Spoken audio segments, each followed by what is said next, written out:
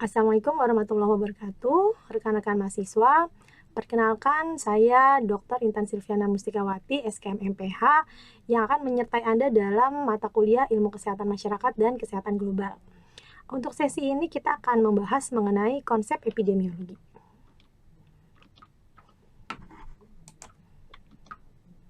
Ya, capaian pembelajaran pada sesi kali ini yaitu mahasiswa mampu menjelaskan mengenai konsep dasar epidemiologi, mahasiswa mampu menjelaskan mengenai studi deskriptif dalam epidemiologi, dan mahasiswa mampu menjelaskan mengenai segitiga epidemiologi. Nah, untuk memudahkan ya kita memahami apa sih epidemiologi itu, kita bisa lihat ya perbedaan ya antara pelayanan kedokteran dengan pelayanan ataupun ilmu epidemiologi ya. Ketika kita pergi ke dokter, maka akan dilakukan pengukuran suhu, frekuensi jantung, tekanan darah, lalu akan dilakukan juga pengumpulan informasi ya, seperti kapan mulai sakitnya, gejalanya apa, makanan yang dimakan, dan lain-lain. Lalu juga adanya pemeriksaan fisik ya, seperti urin, darah, dan lain-lain. Nah, jadi intinya apabila kita pergi ke dokter, maka si dokter ini akan memahami perjalanan penyakit pada seorang pasien. Jadi hanya individual saja ya. Tapi ahli epidemiologi, nah di sini dia juga sama-sama melakukan pengumpulan informasi juga ya, misalnya berapa banyak orang yang sakit ya, siapa yang sakit, kapan seseorang menjadi sakit, tempat tinggalnya seperti apa. Jadi sama-sama memahami perjalanan penyakit, tapi sasarannya adalah populasi ataupun masyarakat ya. Jadi kita bisa bedakan ya, kalau dokter ini kan memahami perjalanan penyakit tapi pada individual saja, pada seorang pasien, sedangkan ahli epidemiologi memahami perjalanan penyakit pada suatu populasi ataupun masyarakat. Nah, apa sih yang dimaksud dengan epidemiologi ya? Epidemiologi ini berasal dari bahasa Yunani, artinya ilmu yang mempelajari segala sesuatu yang menimpa manusia, dan juga ilmu yang mempelajari mengenai penyebaran dan penyebab penyakit dan cedera pada populasi manusia.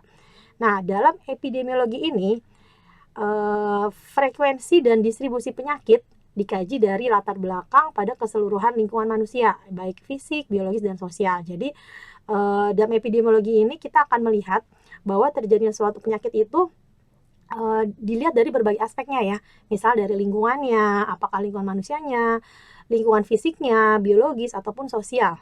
Jadi lebih luas ya kita melihat terjadinya suatu penyakit ini dari berbagai aspek seperti itu ya. Nah, dan sasaran epidemiologi ini mencakup semua penyakit, baik penyakit infeksi maupun non-infeksi. Sasaran dari epidemiologi adalah membatasi penyakit, cedera, dan kematian di masyarakat. Jadi epidemiologi ini kan seperti konsepnya kesehatan masyarakat ya. Jadi yang kita lakukan ini adalah sebisa mungkin kita mencegah terjadinya penyakit ya di masyarakat.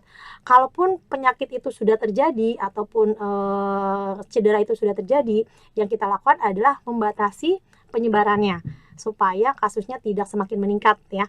Jadi membatasi penyakitnya, cederanya, dan kematian di masyarakat ya. Nah, apa saja sih cara yang bisa dilakukan dalam epidemiologi untuk membatasi terjadinya penularan atau membatasi terjadinya penyakit, cedera, dan lain-lain? Yaitu dengan cara mendesain studi untuk menganalisis. Jadi di sini kita melakukan penelitian-penelitian ya, ataupun kita menguji laboratorium, menguji metode baru untuk upaya-upaya mulai dari pencegahan, pengendalian sampai dengan pengobatan. Jadi epidemiologi ini evidence based ya.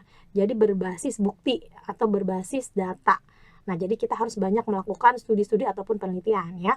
Nah, lalu dalam epidemiologi ada istilah epidemik, ada endemik, dan pandemik. Nah, kira-kira apa sih bedanya ya dari masing-masing kasus tersebut ya. Nah, kalau epidemik adalah sejumlah besar kasus penyakit apapun yang terjadinya tidak terduga pada populasi, waktu, dan tempat tertentu. Jadi kita bisa sebut juga kasusnya adalah kasus KLB ya, atau kasus luar biasa. Karena penyakit ini kita tidak pernah duga kapan terjadinya, dan ketika terjadi cakupannya itu sangat besar, maka kita sebut sebagai KLB ya. Beberapa contoh penyakit epidemik ya, misalnya encephalitis, yellow fever ya, penyakit pes ya, di mana jumlahnya itu sangat besar ya di suatu wilayah tertentu. Selanjutnya ada endemik. Nah, endemik, apa yang dimaksud endemik?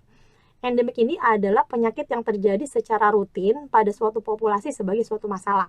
Nah, jadi bedanya dengan epidemik, kalau endemik ini penyakitnya ini bisa kita duga, bisa kita ketahui karena penyakitnya itu merupakan karakteristik di wilayah itu. Misalnya ketika kita pergi ke suatu wilayah, kita akan tahu ya, oh daerah tersebut memang khasnya penyakit apa sih? Endemiknya penyakit apa sih? Karena memang dari segi karakteristik wilayahnya, geografisnya, wilayah itu memang biasa ya, biasa dihinggapi penyakit-penyakit atau kasus-kasus tertentu misalnya ya. Contohnya misalnya penyakit jantung di Amerika ya, atau penyakit malaria di Afrika, atau di Indonesia misalnya DBD ya, DBD ataupun malaria. Nah ya, misalnya banyak terjadi di daerah Papua. Ya, kenapa? Karena Papua itu kan wilayahnya itu kan banyak berawa-rawa ya. Jadi itu beresiko untuk terjangkitnya penyakit malaria ya. Nah, lalu ada pandemik. Nah, pandemik ini sebenarnya hampir sama dengan epidemik, tapi cakupannya lebih luas lagi. Ya, jadi pandemik ini ada suatu KLB ya, kejadian luar biasa penyakit pada area geografi yang lebih luas, misalnya benua. Jadi cakupannya itu lebih luas lagi dari epidemik. Jadi penyakitnya ini sudah menjalar ke seluruh dunia ya. Misalnya ada pandemi influenza ya, lalu pandemi AIDS, pandemi COVID yang kita alami kemarin ya. Berarti ini sudah merata. Kasusnya ini terjadi di seluruh dunia.